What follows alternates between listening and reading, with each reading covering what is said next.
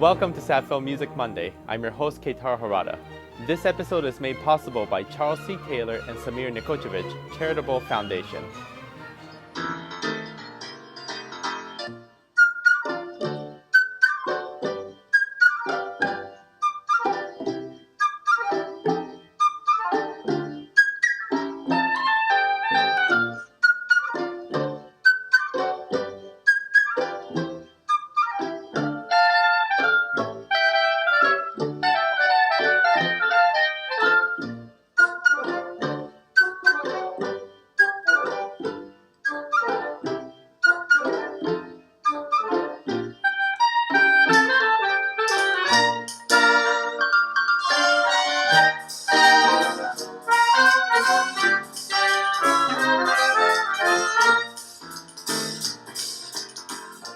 I'm Sandra Nikolajevs, and I'm the principal bassoonist with the Savannah Philharmonic.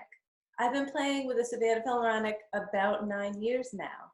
I'm originally from a small town in central Massachusetts called Millbury, although I quickly went to Oberlin once I got out of high school and then studied at Juilliard in Paris and finally found myself in Charleston, South Carolina, where I live now. Tell me what it's like to be playing principal bassoon in an orchestra. As a principal bassoonist, it's a really exciting position because we play a bass instrument, so many times we're the foundation of what's going on in the orchestra. But as principal bassoon, I have some wonderful opportunities to really sing through my instrument in either a solo or a complementary role to one of the other wind players. And I get to sit right next to principal clarinet, flute, and oboe and make a great little quartet of players. And you also have the benefit of sitting near the French horn, which, woodwind quintet is the compilation of the 5 instruments. So Right, absolutely, and to have that sound of the French horn behind you, it gives a great basis to blend into, and that really helps us be a cohesive unit. why the bassoon? Oh, that's a good question. I wanted to be different. When I was in middle school, I was given clarinet to play, and everyone played the clarinet. So I wanted to play something different, and my band director gave me a large case with many parts inside of it, like a puzzle, and said, if you can put it together, you can play that instrument, and that was the bassoon. So that's sort of the beginnings for me.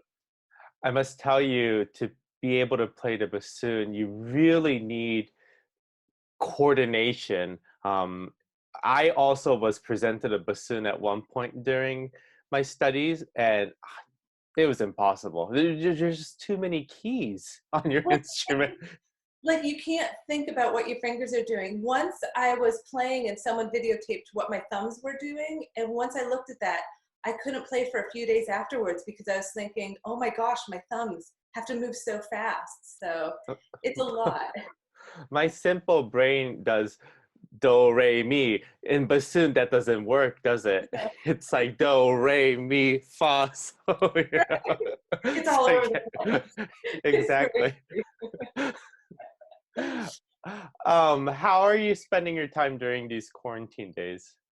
I've been more busy than ever, creating and playing bassoon, combination of virtual performances and virtual rehearsals and putting together music to play with other musicians that are all over the city and all over the country.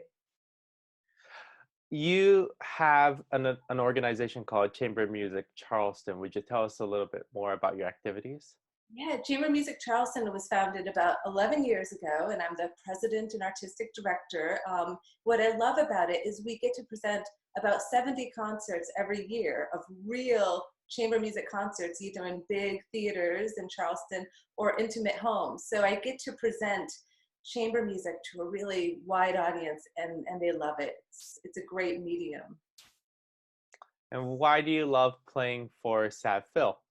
Oh, well, I love coming down to Savannah because the people are so warm and friendly. So in front of an audience that you know are excited to hear you play is fantastic. But even more so, the players in the orchestra are so genuine and so supportive, especially my colleagues in the wind section. When I get to play with Andy and Gina and Kristen, we are excited to make art and to make something special happen together. So it's just so inspiring to play great repertoire with great friends. Any particular concert you're looking forward to next season? Yeah, I'm really looking forward to the opening concert. For one, there's an extra energy at the opening concert because everyone is getting back from a break and can't wait to make music together. And while I love the Shostakovich Fifth Symphony, I have to tell you, I'm really looking forward to the Sibelius Violin Concerto because Mhm. not only are we playing with a great violinist, our own Sinisha, but Sibelius wrote beautifully for the bassoon, and there's some wonderful solos where the bassoon gets to shine, even though it's a violin concerto. So hands down, it's the opening concert. I'm curious of what your vision is for the wind section. If you have a specific idea of sound and colors, or if you're going to let us have freedom and show you what we can do. I think it's a combination of both. Um, Coming in as music director, there's going to be I'm going to give myself a lot of time to just soak in what the musicians have to offer, and I'll talk specifically about winds. I chose this repertoire for the entire season so that it allows variety, you know, starting from the Shostakovich, going to the Poulenc all the way to the end. These are very different colors of palettes that the winds have to use in addition for styles of playing, but also just um, combination of different kinds of harmony making by these composers are it's so different, and then I chose composers specifically in that sense so that we can figure out what our sound is, what the woodwind sound is.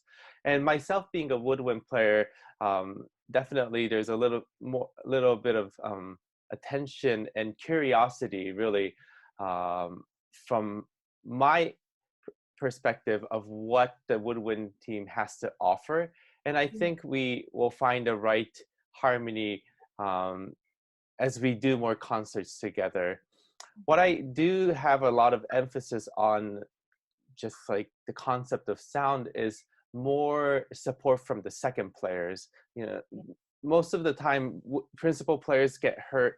They're very audible, rightfully so, because they're principal players. But what makes a really great wind ensemble is, you know, we have at least 8 musicians, with the smaller configuration to more musician as the orchestration gets bigger. But it's the inner harmonies. It's the flute too, the oboe too, clarinet too, and especially bassoon too, which usually tends to have the core of the harmony. Those members have to be really strong and be as soloistic as everyone else. And then the principal players can relax and make chamber music with them. So that's sort of the concept that I'm going with. But I think the journey is to find the sound together and then see what our wind section is supposed to sound like. I'm really excited about you being able to fine tune us and hold us to a high standard and Mhm. really make us do our best. Because I really feel that we're all really chomping at the bit to be incredible and to be Mhm. inspired to bring that all out. So that's why we're so excited to have you leading us and being with us next season. Thank you. Do you have anyone who you would like to give a shout out to that might be watching this video?